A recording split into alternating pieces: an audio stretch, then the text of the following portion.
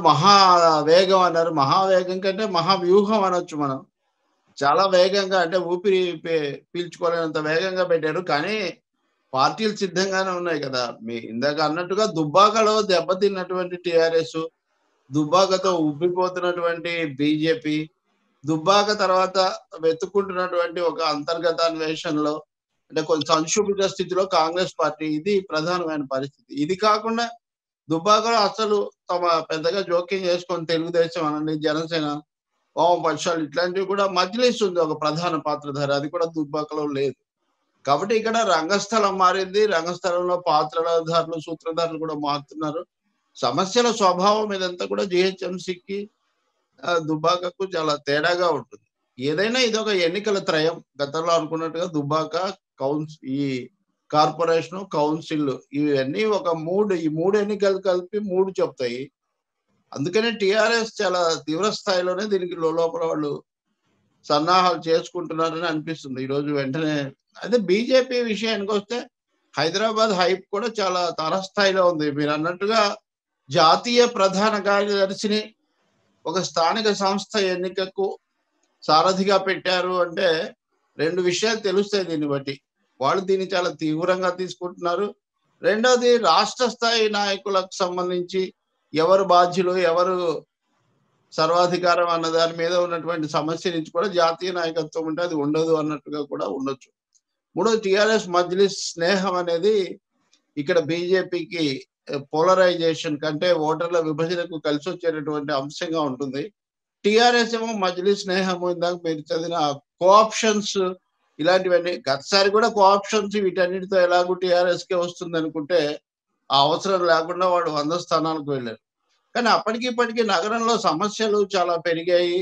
ముఖ్యంగా అప్పటి వాగ్దానాలు చాలా వరకు అపరిష్కృతంగా మిగిలిపోయాయి. అది ట్రాఫిక్ సమస్య కానీ, రహదారుల సమస్య కానీ, మొన్న వరదలతో పూర్తిగా అతలాకుతలమైన అనేక కాలనీలు కానీ, ఇలాంటివన్నీ కూడా పౌర సమస్యలు నగరంలో ముందుకొస్తాయి. అయితే ఒకటేంటంటే దుబ్బాకకు, జీహెచ్ఎంసీకి ఉండే తేడా జీహెచ్ఎంసీ హైదరాబాద్ పరిధిలో భిన్న ప్రాంతాలు, భిన్న రాష్ట్రాలు, భిన్న మతాలు, కులాలు వీటన్నిటి యొక్క విస్తారమైన పొందికలాగా ఉంటుంది కాబట్టి ఇక్కడ తేడాలు ఓటర్ల దీంట్లో కూడా ఎంపికలో కూడా చాలా తేడాలుంటాయి. అంత బలము, అన్ని వనరులు, అంత కేంద్రీకరణ కూడా ఈ స్వల్ప వ్యవధి కూడా ఒక అవరోధమే. కాబట్టి ఈ పోరాటం మంచి రాజకీయంగా రసవద్ఘట్టంలో, రసపట్టులో ఈ పోరాటం వచ్చిందని మనం చెప్పొచ్చు.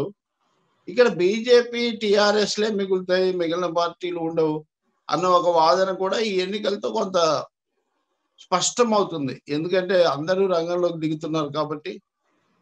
ఆఖరికి మిత్రపక్షంగా ఉన్న జనసేనతో కలుస్తామో లేదో కూడా తెలీదంటున్నారు బీజేపీ వాళ్ళు. కలవకపోవచ్చు. కాబట్టి ఎవరెవరికి ఉంటుంది కొంచెం హైదరాబాదు అన్నది కూడా తెలుస్తుంది. పౌర సమస్యల మీద కేంద్రీకరించాలని మనం కోరుకోవాలి విజయ్. గతసారి ఆంధ్ర, తెలంగాణ ఆ ఛాయలు ఇంకా కొంచెం ఉన్నాయి. అప్పుడప్పుడే విడిపోయిన నేపథ్యంలో. ఇప్పటికొచ్చేసరికి మజ్లిస్, బీజేపీ, బరాబర్ హిందూ పార్టీ ఆ స్లోగన్స్ ఏమన్నా ఆ మతపరమైన విభజన అయితే రాకూడదు హైదరాబాద్‌లో. హైదరాబాద్ ఎన్నికలు పూర్తిగా పౌర సమస్యల మీద, ఈ మహానగరం యొక్క అభివృద్ధి మీద కేంద్రీకరించాలి. ఆ విషయంలో వాగ్దానాలు పూర్తిగా నెరవేర్చని రాష్ట్ర ప్రభుత్వం, ఆర్థికంగా తగు సహాయం చేయని కేంద్ర ప్రభుత్వం, కరోనా దీనికి తోడు. ఉద్యోగాలు, ఉపాధులు, వ్యాపారాలు ఇవన్నీ దెబ్బతిన్న పరిస్థితులు. ఇవి సమస్యలుగా ఉంటాయి. వాటిని బట్టి ఓటర్ల ఎంపిక ఉండొచ్చు అనుకుంటున్నాను నేను. ఏకపక్షంగా ఏదో అయిపోయింది. అది అక్కడున్నది ఇక్కడ రిపీట్ అవుతుంది. లేతే రెండో షాక్ అనేది అవన్నీ అంత జరగకపోవచ్చు. ఒక్కొక్క ఎన్నిక ఒక నేపథ్యంలో జరుగుతుంది కాబట్టి, ఈ ప్రత్యేకతలన్నీ హైదరాబాద్‌కుంటాయి. హైదరాబాద్ ఫలితం రాష్ట్రాన్ని కూడా బాగా ప్రభావితం చేస్తుంది. గతంలో మీరు చూస్తే వరంగల్ ఉప ఎన్నిక, హైదరాబాద్ ఎన్నికలు, పాలేరు ఇవన్నీ కలిసి టీఆర్ఎస్‌కి ఇంకా అప్రతిహతం అనే వాతావరణం ఇచ్చాయి. ఇప్పటికొచ్చేసరికి ఇది కొంచెం ప్రజల్లో నుంచి వచ్చే స్పందన ఎలా ఉంటుంది? ప్రత్యామ్నాయ శక్తులేంటి?